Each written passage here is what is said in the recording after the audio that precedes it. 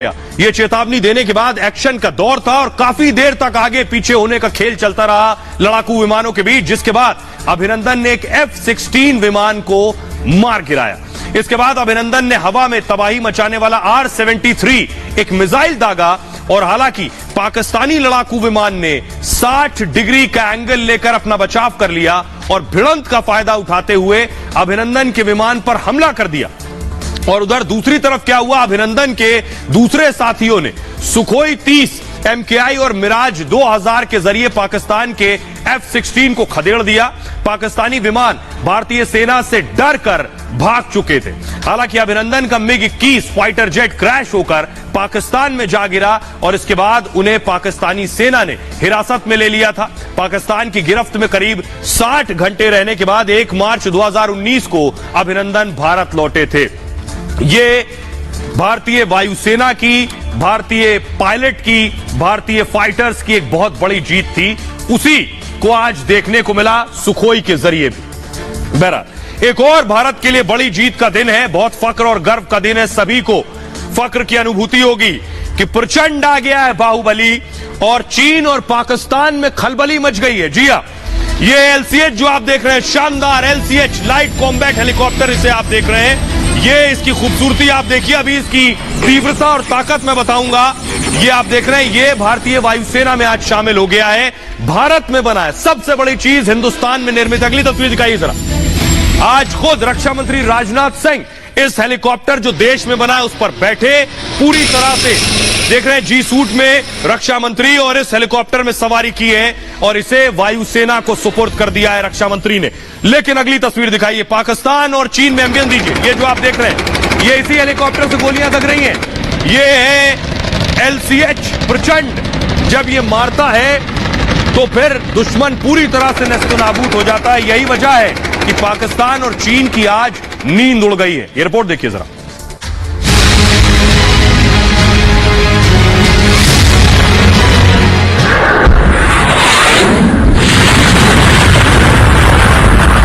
प्रचंड की यह तस्वीर देखकर चीन पाकिस्तान में खलबली मच गई।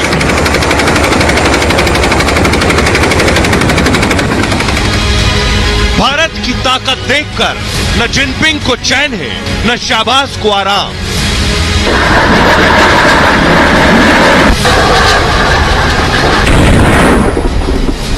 POK के आतंकी अड्डे खाली हो जाएंगे जब प्रचंड दुश्मनों को दंड देगा। LOC से LAC तक अलर्ट पर है। अब चीन पाक से लोहा लेने के लिए LCH यानी प्रचंड आ गया है।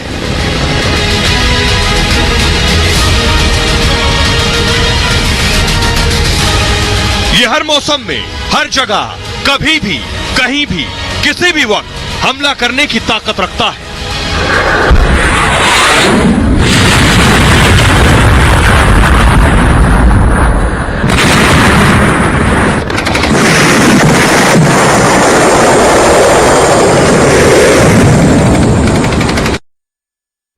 मैं आपको दिखाने जा रहा हूं भारत की ताकत, चीन के मुकाबले भारत की क्या ताकत हो गई। ये आप प्रचंड देख रहे हैं, ये है भारत में निर्मित प्रचंड, इसका नाम दिया गया है। अब ये भारत के पास है और अब आपको दिखाता हूं चीन के पास कौन सा हेलीकॉप्टर। अगली तस्वीर दिखाइए। ये आप देख रहे हैं चीनी हेलीकॉप्टर। ये जो चीन का हेलीकॉप्टर, इसका नाम है Z-10। चीन के पास ये Z-10 है, लेकिन क्या भारत के आगे कहीं खड़ा होता है ये? क्या इसका भारत से कोई कंपैरिजन है? ये आपको बताने जा रहा हूं। दोनों की ताकत देखिए जरा। ये चीनी हेलीकॉप्टर इस वक्त आप देख रहे हैं, लेकिन अब देखिए, आपके सामने एक तरफ भारत का LCH है प्रचंड और दूसरी तरफ चीन का Z-10 है। अब दोनों की ताकत आप खुद माप लीजिए कौन कितना ताकतवर है। जो LCH है, इसकी लंबाई 15.8 मीटर है और LCH की ऊंचाई 4.70 मीटर है। इसकी लंबाई देखिए जरा। जो चीन का हेलीकॉप्टर है, लंबाई में भी छोटा है और ऊंचाई में भी छोटा है। लंबाई 14 मीटर है, ऊंचाई 3.85 मीटर है। अगली खासियत देखिए जरा। अब इसका वजन देखिए जरा। वजन है इसका 2250 किलो, इसका वजन है 5100 किलो। हल्का होगा तो उड़ान और ऊंची होगी, ये खासियत है। अब देखिए जरा इसका वजन, साइज बड़ा है और वजन कम है। यही उड़ने में सबसे ज्यादा खासियत रखता है। इसका साइज कम है और वजन ज्यादा है, उड़ने में मुश्किल होगी। यह देखिए जरा, सपाट ऊपर उड़ने की स्पीड है 12 मीटर प्रति सेकंड और इधर सपाट ऊपर उड़ने की स्पीड है 10 मीटर प्रति सेकंड। यानी उड़ने की स्पीड में भी भारत का जो हेलीकॉप्टर है कहीं आगे है। 6,500 मीटर की ऊंचाई तक उड़ान संभव है। 6,500 मीटर, ये 6,400, यहां भी 100 मीटर कम है। यानी भारत का जो हेलीकॉप्टर है इससे आगे है चीन के हेलीकॉप्टर से। इंजन क्षमता देखिए जरा, 1032 किलोवाट इसकी इंजन क्षमता है। 930 से 957 किलोवाट इंजन की पावर में भी भारतीय हेलीकॉप्टर कहीं आगे है। आइए अब आपको सुनवाता हूं डिफेंस एक्सपर्ट जीडी बख्शी साहब क्या कह रहे हैं, सुनिए। ये जो अटैक हेलीकॉप्टर है इस पे हेलिना मिसाइल एंटी टैंक लगा हुआ है। ये दुश्मन के टैंकों को ध्वस्त कर सकता है। एंटी टैंक वेपन सिस्टम बहुत ही मुफीद और कारगर है। तो ये जो मिसाइल हम अपने, ये जो लाइट कॉम्बैट एयरक्राफ्ट अपने हेलीकॉप्टर अपने देश में बना रहे हैं, उससे हमारी सैन्य शक्ति में बहुत ज्यादा इजाफा होगा। और आइए, चीन के साथ आपने तुलना देख ली। वैसे तो पाकिस्तान तुलना के लायक नहीं, लेकिन आपको बता देता हूं पाकिस्तान ने भी विदेश से जो हेलीकॉप्टर खरीद रहा है उसकी स्थिति क्या है। यह भारत का प्रचंड है। उड़ान देख लीजिए, तीव्रता देख लीजिए, मारक क्षमता देख लीजिए। अगली तस्वीर जरा पाकिस्तान वाली दिखाइए। यह है पाकिस्तान का हेलीकॉप्टर। यह भी अपना नहीं है, मांगे का है, खरीदा है उन्होंने। इसका नाम है T-129। अब देखिए जरा पाकिस्तान का हेलीकॉप्टर जो उनके पास है, जो कि खरीदा हुआ है, वो भी भारत में बने हेलीकॉप्टर के आगे कहीं खड़ा नहीं होता है। यानी मांगे की चीज में भी पीछे। देखिए जरा खासियत देखिए, ये आपके सामने दो हेलीकॉप्टर्स आ गए। एक प्रधानमंत्री मोदी की सरकार में जो निर्मित हुआ और दूसरा उधर शहबाज शरीफ देख रहे हैं जिन्हें आप। अब देखिए दोनों की खासियत जरा। यह हेलीकॉप्टर स्वदेशी है, भारत में बना है, और इधर खरीदा हुआ है, तुर्की से खरीदा है पाकिस्तान ने यह हेलीकॉप्टर। इसका नाम है T-129। भारत का हेलीकॉप्टर हथियार समेत वजन ले जाने में इसका 5,800 किलो हो जाता है। यानी जब हथियार इसमें लोड कर दिया जाएगा तो इसका वजन 5,800 किलो है। पहले मैंने आपको शुरू में बताया बिना हथियार के इसका वजन लगभग 2,000 किलो होता है। अब इसका देखिए हथियार समेत वजन 5,056 किलो है। इनके पास हथियार होंगे, ये बड़ी बात है। इंजन देखिए जरा, 1,032 किलोवाट का इंजन है इसका। पाकिस्तान के पास जो हेलीकॉप्टर तुर्की से खरीदा, इसका 1,014 किलोवाट का इंजन है। अधिकतम रफ्तार 330 किलोमीटर प्रति घंटा है हमारे प्रचंड की, और पाकिस्तानी हेलीकॉप्टर अधिकतम रफ्तार 281 किलोमीटर प्रति घंटा, यानी रफ्तार में भी पिछड़ गया है। रेंज देखिए जरा, 550 किलोमीटर की रेंज है और इसकी रेंज 537 किलोमीटर। रेंज में भी हमसे पीछे है। इसमें 2 क्रू मेंबर्स बैठ सकते हैं, इसमें भी 2 लोग बैठ सकते हैं हेलीकॉप्टर में। यानी चीन से भी ये प्रचंड आगे है और पाकिस्तान से भी आगे है। और ये बात हम नहीं कह रहे हैं, आपको बताऊं जरा देखिए कहां तैनाती होगी। मैप के जरिए आपको बता रहा हूं। एलओसी पर हड़कंप है, एलओसी पर नींद नहीं आ रही है पाकिस्तानियों को। देख रहे हैं आप, जोधपुर एयरबेस पर इसकी तैनाती होगी जो आप देख रहे हैं, और पाकिस्तान की सीमा से 320 किलोमीटर की दूरी पर है सिर्फ। और इसीलिए अब आपको दिखाता हूं मैं कि सुनिए जरा पाकिस्तान के लोग क्या कह रहे हैं, पाकिस्तान के लोग कैसे भारत की तारीफ और भारत की इस ताकत की तारीफ कर रहे हैं, सुनिए। अच्छा इक़दाम है उनका, और अपने वो फौज को बेहतरी की तरफ ला रहे हैं, और अपने एयरक्राफ्ट जो उन्होंने बनाया है। सूरत हाल में इंडिया और पाकिस्तान में या मुकाबला या कोई जंग हो जाती है तो क्या लगता है कौन जीतेगा? नो डाउट इंडिया ही जीतेगा, क्योंकि पाकिस्तान के पास इतने सोर्स नहीं है कि वो जंग कर सके और उसको जीत भी सके। आपको लगता है कि अभी पाकिस्तान के पास इतने वसाइल नहीं है कि वो इंडिया या किसी भी मुल्क के साथ जंग कर सके? बिल्कुल नहीं है। क्या वजह? इसकी वजह यही है हमारी गवर्नमेंट ही है। अपनी गवर्नमेंट जब तक ठीक नहीं होगी तब तक हमारे वसाइल नहीं आगे बढ़ेंगे, तब तक हम कुछ भी नहीं कर सकेंगे। अगर आप बम वगैरह में आए या किसी ऐसी चीज़ों में आए तो इंडिया जो है वो थोड़ा सा हमारे से स्ट्रॉन्ग है इस वजह से। तो मेरा ख्याल है कि अगर इंडिया अपनी तरफ से बम वगैरह फेंकेगा तो पाकिस्तान जो है वो हो सकता है। मुकाबला जो है ना, वो अगर देखा जाए ऑन ग्राउंड देखा जाए तो वो एक बड़ा मुल्क है, हमारा मुल्क छोटा है, ठीक है। उस लिहाज से देखा जाए तो थोड़ा सा मुश्किल लगता है। तो पाकिस्तानियों को आपने सुन लिया कि भारत की ताकत की तारीफ कर रहे हैं, प्रधानमंत्री मोदी की तारीफ कर रहे हैं, वो भी मानते हैं कि भारत कहां खड़ा है और पाकिस्तान कहां मौजूद है। लेकिन आपको मैं बताने जा रहा हूं कि आखिर से इस हेलीकॉप्टर की जरूरत क्यों पड़ी। देखिए जरा, ये आप देख रहे हैं, इस तस्वीर को देखते ही आप समझ जाएंगे कि मैं बात करगिल की कर रहा हूं। करगिल की चोटी पे हमारे जवान हैं। दरअसल जब करगिल का वॉर हो रहा था तो हमारे पास हेलीकॉप्टर नहीं था, यहां तक जाने के लिए हेलीकॉप्टर नहीं था, और यही वजह थी कि इस प्रचंड की जरूरत थी कि आगे कभी ये परिस्थिति हो जाए तो हमारे पास हेलीकॉप्टर तो होना चाहिए। अब देखिए जरा, ये आप देख रहे हैं, ये स्थिति थी। अब मैं आपको बता रहा हूं कि आखिर इस हेलीकॉप्टर की जरूरत क्यों पड़ी। वहां ग्राफिक दीजिए वॉल पर। 1999 में, दरअसल 99 में करगिल युद्ध में जरूरत महसूस हुई, जैसा कि मैंने आपको बताया, और तब दुश्मन 14-15 हजार फीट की ऊंचाई पर बैठा था। दुश्मन था 14-15 हजार फीट की ऊंचाई पर, और हमारे पास कोई हेलीकॉप्टर नहीं था जो 14-15 हजार फीट तक हमें ले जा सके। Mi-35 हेलीकॉप्टर भारत के पास था जो 10,000 फीट तक उड़ सकता था, 5,000 फीट फिर भी बचा। तो पहाड़ों की चोटी पर दुश्मन को निशाना बनाना उस वक्त मुश्किल हो रहा था।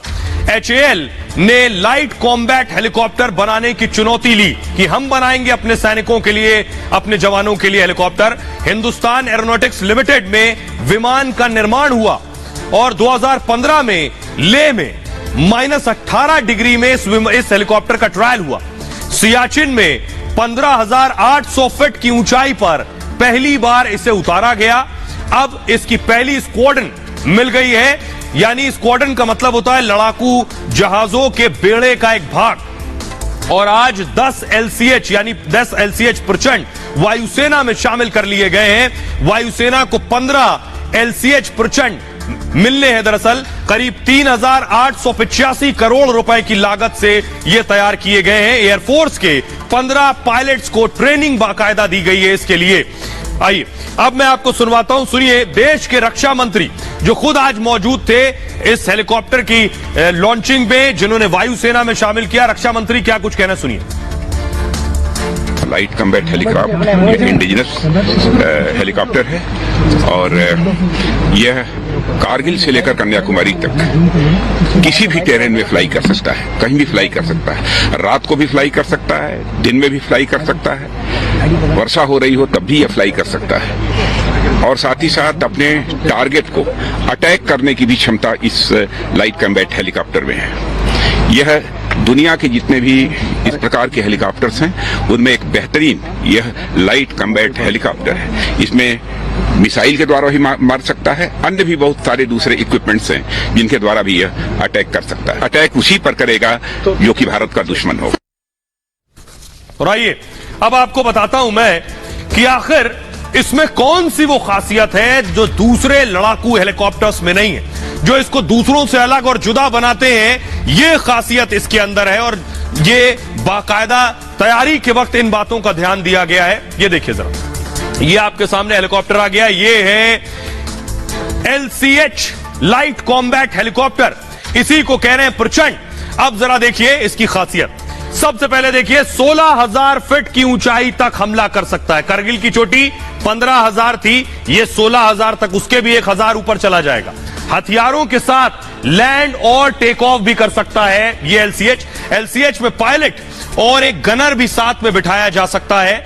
1430 हॉर्स पावर वाले 2 इंजन इसके अंदर लगे हुए हैं। खाली हेलीकॉप्टर का वजन 2,250 किलोग्राम का है दरअसल। अब खासियत बहुत ध्यान से देखिए। अब मैं आपको आगे की तरफ दिखा रहा हूं। ये जो आप आगे देख रहे हैं, ये जो आप आगे देख रहे हैं एरो के जरिए, इसे कहते हैं EO पॉड। EO पॉड यानी इलेक्ट्रो ऑप्टिकल। इलेक्ट्रो ऑप्टिकल क्या है? किसी भी वक्त लंबी दूरी की ट्रैकिंग संभव है इस इलेक्ट्रो ऑप्टिकल से। लेजर वार्निंग सेंसर से लैस है, रात के वक्त भी इसको आप उड़ा सकते हैं और पूरी तरह से आपको दिखाई देगा। साथ ही 20, अब देखिए एरो आगे चला गया, 20 mm, ये व्हाइट एरो है शायद इसलिए आपको नहीं दिख रहा, 20 mm कैलिबर की गन से लैस है। इसमें गन लगी आगे की तरफ। हर सेकेंड 12 से 13 गोली दाग सकते हैं। 750 गोलियां, 1 मिनट में 750 गोलियां दागी जा सकती हैं। 2 किलोमीटर दूर निशाने को दाग सकता है। अब खासियत यहां देखिए जरा, ये आप देख रहे हैं दरअसल ये जो आप देख रहे हैं ये रॉकेट पॉड है। रॉकेट पॉड से 70 mm के 12 रॉकेट लॉन्चर दागे जा सकते हैं और डायरेक्ट फाइटिंग रेंज 4 किलोमीटर तक है। 4 किलोमीटर दूर तक इसकी लड़ाई हो सकती है। इनडायरेक्ट फाइटिंग रेंज 8 किलोमीटर है। और अब अगला देखिए जरा, ये जो आप देख रहे हैं सफेद घेरे में, ये एयर टू एयर मिसाइल दागने की सुविधा है। हवा से हवा में मार कर सकता है। बगल में लड़ाकू विमान है, कोई दुश्मन का हेलीकॉप्टर है, उसे मार सकता है। यहां पे एंटी टैंक मिसाइल ध्रुवास्त्र से भी हमला संभव है। ये एंटी टैंक मिसाइल है भारत के पास। ये इसकी खासियत है जो इस हेलीकॉप्टर में मौजूद है, जो मैंने आपको बताया। आइए अब आपको दिखाता हूं मैं, ये इकलौता हेलीकॉप्टर नहीं है, ये भारत की पहली जीत नहीं है। भारत अब वो देश है जिस बात को मैं बार बार कहता हूं, जब भारत आजाद हुआ तो हिंदुस्तान में सुई भी नहीं बनती थी। आज INS विक्रांत भारत में तैयार हुआ। ये देख रहे हैं, पानी का बाहुबली जो है वो हिंदुस्तान में बना है। ये देश के लोगों के लिए फख्र की बात है। अगली तस्वीर दिखाइए जरा, ये तेजस जो आप देख रहे हैं लड़ाकू, ये भी स्वदेशी है। तो अब भारत जो जहां सुई नहीं बनती थी, आज जंगी जहाज बन रहे हैं। यही प्रधानमंत्री नरेंद्र मोदी की ताकत है। उनका पहला मकसद था कि भारत जो हथियार विदेशों से खरीदता है, हथियार के लिए विदेशों की तरफ देखता है, वो कम से कम खत्म होना चाहिए। हम अपने पैरों पर तभी खड़े होंगे जब अपने हथियार खुद बनाएंगे। अब देखिए जरा, रक्षा क्षेत्र में भारत आत्मनिर्भर हो गया है, पहली बड़ी बात। और साल 2014 से रक्षा बजट 6 गुना ज्यादा बढ़ गया है। रक्षा बजट देखिए 65% स्वदेशी सिस्टम पर खर्च हो रहा है। यानी भारत का जो रक्षा बजट है उसका 65% जो खर्च हो रहा है, यही हथियार, गोला बारूद, मिसाइल, जहाज, लड़ाकू विमान बनाने में हो रहा है। 2014 में रक्षा निर्यात 1941 करोड़ था 14 में, जब प्रधानमंत्री मोदी आए थे। अब 2021-22 में रक्षा निर्यात 11,600 करोड़ का निर्यात, समझ रहे हैं, जो हम यहां से विदेश में बेचते थे हथियार, पहले वो 1,000 करोड़ का था 14 में। मोदी के आने के बाद अब वो 11,000 करोड़ के हथियार हम बेच पा रहे हैं। रक्षा आयात में लगभग 21% की कमी आ गई है। 21% हथियार अब हम कम खरीद रहे हैं विदेशों से। रूस से आयात में 23% की गिरावट आ गई। रूस से हम बहुत हथियार खरीदते थे, उसमें भी 23% की कमी आई। अब 70% रक्षा उपकरण देश में ही बन रहे हैं। यह है भारत की ताकत। सेना के पास 300 से ज्यादा स्वदेशी हथियार मौजूद हैं। आकाश मिसाइल का भारत में बाकायदा उत्पादन हो रहा है, साथ ही साथ ब्रह्मोस मिसाइल का भी उत्पादन कर रहा है हिंदुस्तान। अर्जुन टैंक का निर्माण भी भारत ने किया है। पिनाका मिसाइल सिस्टम भी भारत में ही बना हुआ है। यूपी और तमिलनाडु में 2 नए डिफेंस कॉरिडोर भी बन चुके हैं। आइए अब आपको सुनवाता हूं, प्रधानमंत्री मोदी आज इस बात को दोहराते हैं कि भारत में ये हथियार बन रहे हैं और भारत बहुत जल्द, बहुत कम वक्त में पूरी दुनिया को हथियार बेच रहा होगा। सुनिए जरा। आज देश का विजन स्पष्ट है। ये विजन है आत्मनिर्भर भारत का। आत्मनिर्भर अभियान सिर्फ एक विजन नहीं है, बल्कि एक well thought, well plan, integrated economic strategy भी है। एक ऐसी स्ट्रेटेजी जो भारत के उद्यमियों, भारत के युवाओं के स्किल की क्षमताओं को बढ़ाकर भारत को ग्लोबल मैन्युफैक्चरिंग पावर हाउस बनाए। तो आज सभी के लिए गर्व और फक्र की बात है। बहरहाल खबरों में आगे बढ़ते हैं और सीधे आपकी सेहत से जुड़ी अगली खबर है कि दिल दगाबाज हो गया है। कब किसे कहां पर किस वक्त धोखा दे दे कोई नहीं जानता। यह तस्वीर देखिए, फुल स्क्रीन लीजिए। 21 साल उम्र है और यह शख्स गिर गया। ये आप जो देख रहे हैं, यह शख्स सिर्फ 21 साल का है। गरबा में डांस कर रहा था अपने साथियों के साथ और अचानक हार्ट अटैक आया और गिर गया। सवाल यह है कि डांस करते हुए हार्ट अटैक क्यों आ रहा है? नाचते नाचते आखिर दिल का दौरा क्यों पड़ रहा है? परिवार के साथ देखिए गरबा में शामिल हुआ था, ज्यादा उम्र भी नहीं, किसी ने सुना भी नहीं पहले कि 21 साल की उम्र में भी हार्ट अटैक आ जाता है। लेकिन आखिर इतनी कम उम्र में दिल के दौरे क्यों पड़ रहे हैं? एकदम फिट दिख रहा है शख्स, आखिर हार्ट अटैक का शिकार कैसे हो जाता है? अचानक गिर गया, कोई कुछ समझ ही नहीं पाया कि आखिर ये दिल का दौरा कैसे पड़ा, क्या वजह रही।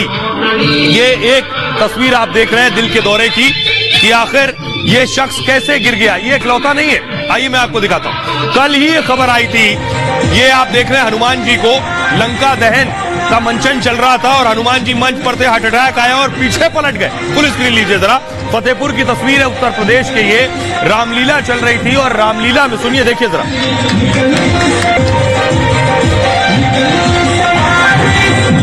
ये आप देख रहे हैं लंका दहन का मंचन कर रहे थे हनुमान जी, पूंछ में आग लगाई गई थी और उसी वक्त अचानक दिल का दौरा पड़ा। कुछ समझ पाते लोग तभी देख रहे थे, कुछ समझ पाते, उनको पकड़ पाते, उनको संभाल पाते, उससे पहले ही वो सीधे मंच से नीचे आ गिरे। लोग कोई कुछ नहीं समझ पाया कि आखिर हनुमान जी को अचानक हो क्या गया। तो क्या वजह है, क्या वजह है ये जो दिल के दौरे पड़ रहे हैं डांस करते हुए? क्या इसका सीधे तौर पर डांस से भी कोई ताल्लुक है? क्या नाचते वक्त ही ये दिल के दौरे क्यों पड़ रहे हैं? कुछ और तस्वीरें मैं आपको दिखाऊंगा। जब लोग डांस कर रहे थे उसी वक्त हार्ट अटैक आया। क्या इससे कोई कनेक्शन है? आप डांस नहीं कर सकते, डांस करेंगे तो दिल का दौरा पड़ जाएगा। तस्वीरें भी देखिए और आपको बताता हूं इससे क्या डांस से ताल्लुक है। डांस या जिम करते हुए लोगों की जान जा रही है और हार्ट अटैक के चलते कई लोगों की अब तक मौत हो चुकी है। अटैक के पीछे बड़ी वजह है हार्ट की आर्टरीज में ब्लॉकेज, यानी आपके दिल में जो खून दिल से लेकर निकलने वाली जो आर्टरीज, जो नसें हैं, वो बंद हो जाती हैं, ब्लॉक हो जाती हैं। आर्टरीज में 70% से ज्यादा अगर ब्लॉकेज है तो अटैक होगा। 70% से ज्यादा अगर बंद है आपकी आर्टरी, 70% से कम अगर ब्लॉकेज है तो मरीज को परेशान होने की जरूरत नहीं है। लेकिन पहले आपको पता तो हो कि ब्लॉकेज है कितना। जैसे ही ब्लॉकेज 70% से ज्यादा होता है फौरन अटैक पड़ जाता है।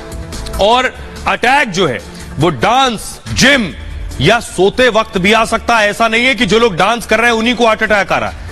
ब्लॉकेज है तो सोते वक्त भी आ सकता है, डॉक्टर्स ये कहते हैं। युवाओं के हार्ट में भी 60 से 70% ब्लॉकेज है। बड़ी बात डराने वाली ये है, जो बिल्कुल फिट दिख रहे हो, हट्टे कट्टे हो, उनके दिल में भी 60 से 70% तक ब्लॉकेज हो सकता है। इसकी वजह है खराब लाइफस्टाइल, इसकी वजह है आपका खान पान। देर रात तक मोबाइल में रहना, टीवी देखना भी खतरनाक है देर रात तक। 19 से 21 साल के युवाओं में हार्ट अटैक से डॉक्टर सबसे ज्यादा हैरान है।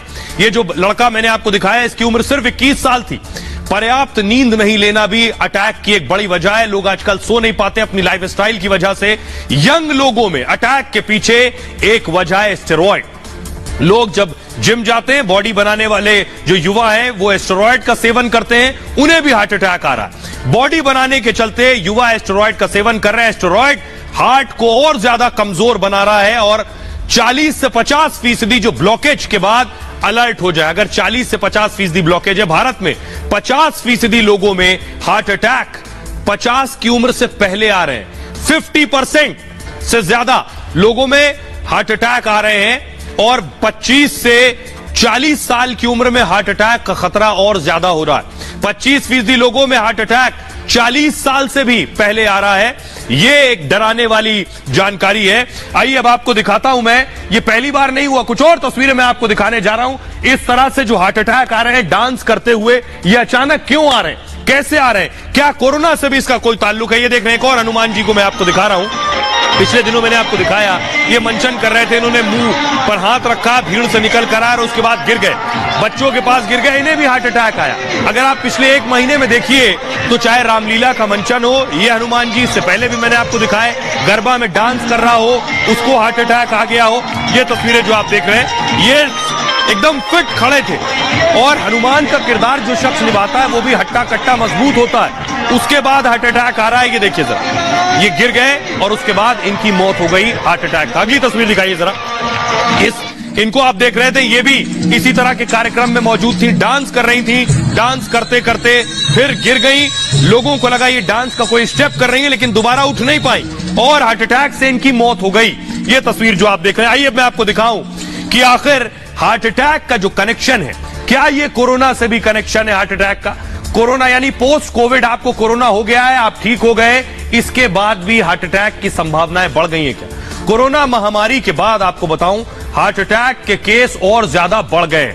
40 से कम उम्र के लोगों में दिल की बीमारी बढ़ गई है। जिनकी उम्र 40 साल से कम है उनमें भी ये बीमारी बढ़ गई, उन्हें पता ही नहीं चलता है कि वो दिल के मरीज हो चुके हैं। कोरोना से हार्ट लंग्स में खून के थक्के बन रहे हैं दरअसल, और ब्लड क्लॉट होने से हार्ट को खून की सप्लाई नहीं होती है। यानी ब्लॉकेज दूसरी चीज है जो आपकी नस में है, लेकिन खून के थक्के बन गए पोस्ट कोविड के बाद, तो आपके नसों में अपने आप ब्लॉकेज हो जाएगा और फिर हार्ट अटैक आ जाएगा। ज्यादा ब्लॉकेज से हार्ट अटैक हो रहे हैं, ये एक बड़ी वजह है। WHO ने माना है कि कोरोना के बाद अटैक के केस और बढ़ गए हैं। RTI से जो जानकारी मिली है उसमें दावा किया गया है, मुंबई में आपको बताऊं 2021 में हार्ट अटैक के केस 6 गुना बढ़ गए। 2019 में मुंबई में 5,849 लोगों की हार्ट अटैक से मौत हो गई। कोरोना के समय 2020 में हार्ट अटैक से 5,633 मौतें हो गई। यूरोप, अमेरिका में भी हार्ट के मरीज बढ़ गए।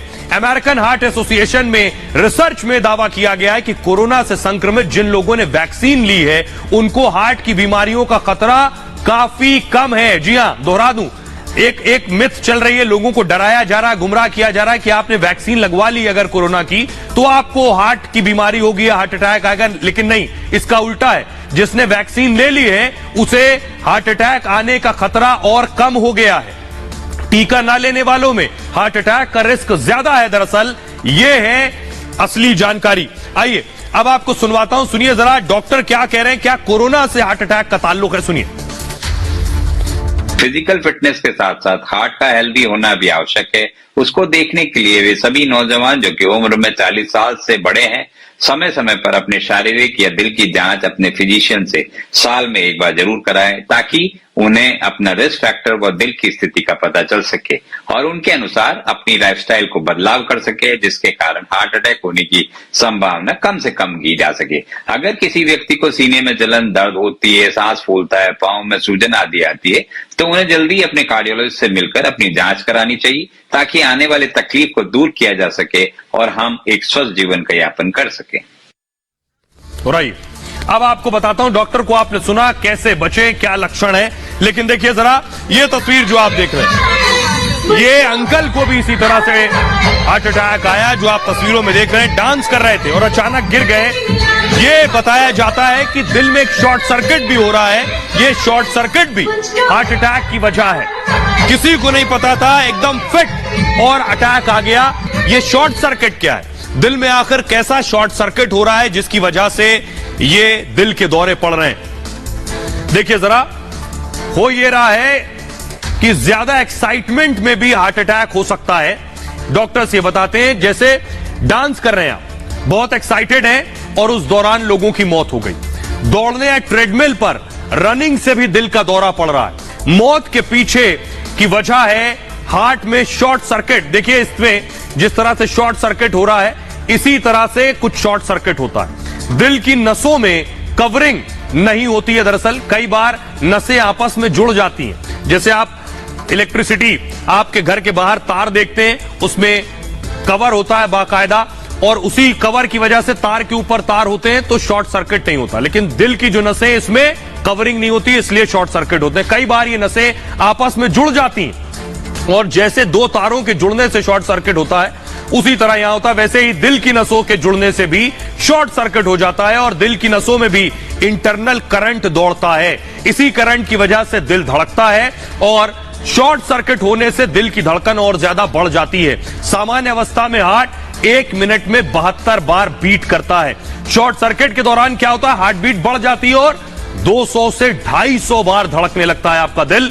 सीने में दर्द के साथ मरीज की सांसें भी फूलने लगती हैं, चक्कर और तेजी से पसीना आने लगता है। मरीज को हाई इफेक्टिव तरीके से ब्लड पंप नहीं कर पाता है। ब्रेन में ब्लड सप्लाई न होने से भी मौत हो जाती है। ज्यादा डांस या एक्साइटमेंट ऐसी अवस्था में जानलेवा साबित होते हैं। समय पर इलाज जान बचा सकता है जिसकी बहुत जरूरत होती है। आइए अब मैं आपको दिखाता हूं तस्वीरें। देखिए जरा किस तरह से डॉक्टर ने जान बचाई मरीज की। ये देखिए जरा, डॉक्टर के पास पेशेंट बैठा था, उसको फौरन हार्ट अटैक आ गया। देखिए उसके बाद डॉक्टर भागकर मरीज के पास पहुंचा। फुल स्क्रीन लीजिए जरा। उसके बाद देखिए दिल पर वो हाथ मार रहा है, दबा रहा है दिल फोर्स से, और उसके बाद देखिए मरीज ठीक होकर बैठ गया। हार्ट अटैक आया था। देखिए डॉक्टर को समझ पाता किस तरह डॉक्टर ने जान बचाई है। देखिए डॉक्टर के सामने बैठे बैठे हार्ट अटैक आया और डॉक्टर पहुंचे और किस तरह से देखिए दिल पर उन्होंने धीरे धीरे, इसी को सीपीआर भी कहते हैं, धीरे धीरे हाथ से थपकी मारी है और उसके बाद पेशेंट ठीक हो गया। और ये देखिए जरा, ये जो तस्वीर आप देख रहे हैं ये बताती है कि कैसे जान बचाई जा सकती है। एक और तस्वीर मैं आपको दिखाता हूं। एक महिला ने अपने पति की जिंदगी कैसे बचाई, ये देख रहे हैं। हार्ट अटैक आया था और उसके फौरन बाद महिला पहुंची है। देखिए पति को उसने किस तरह से सांस दी है, जिसके बाद पति की जान बच सकी है। डॉक्टर क्या कहते हैं जरा सुनिए, डॉक्टर को सुनाइए। उस कोविड कॉम्प्लिकेशंस या लॉन्ग कोविड में भी हमने ये देखा है कि बहुत लोगों को आर्टरी में और वेन में थ्रोम्बोसिस हुई। आपके माध्यम से दर्शकों को ये मैं बता दूं कि सबसे इम्पॉर्टेंट चीज जो है ये समझनी है पैथोलॉजी जो हार्ट अटैक में होती है। उसमें क्या होता है कि एक चर्बी सी जमी होती है दीवारों पे, वो फटती है और उसके बाद वो क्लॉट बनता है और जिसकी वजह से जो धमनियां हैं जो मांसपेशियों को, हृदय की मांसपेशियों को ब्लड सप्लाई करती है वो बिल्कुल ऑक्लूड हो जाती है, उसका बिल्कुल कट ऑफ हो जाता है।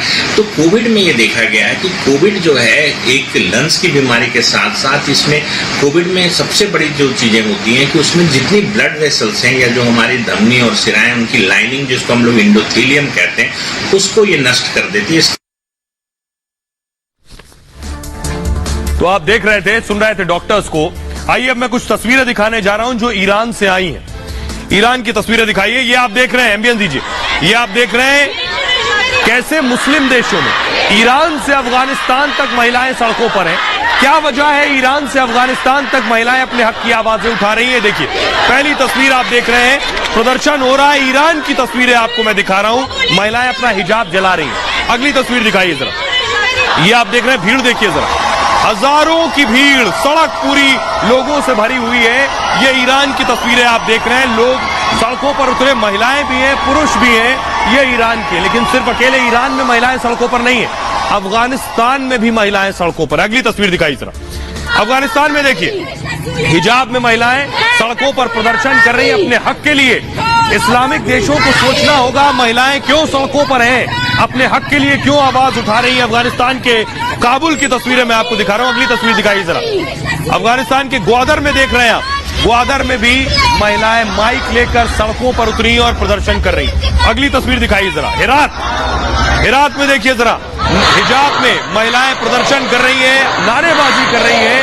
अफगानिस्तान की सड़कों पर, ईरान की सड़कों पर हिजाब वाली महिलाएं प्रदर्शन कर रही हैं। इस्लामिक देशों के लिए ये एक वार्निंग है। अगली तस्वीर दिखाइए जरा। ये भी हेरात की तस्वीर आप देख रहे हैं जब गोलियां चलने लगी। ये देख रहे हैं आप, सुनिए, एम्बियंस सुन रहे हैं आप, फुल स्क्रीन लीजिए जरा। तालिबानी जब गोलियां चलाने लगे, सुनिए, एम्बियंस बढ़ाइए।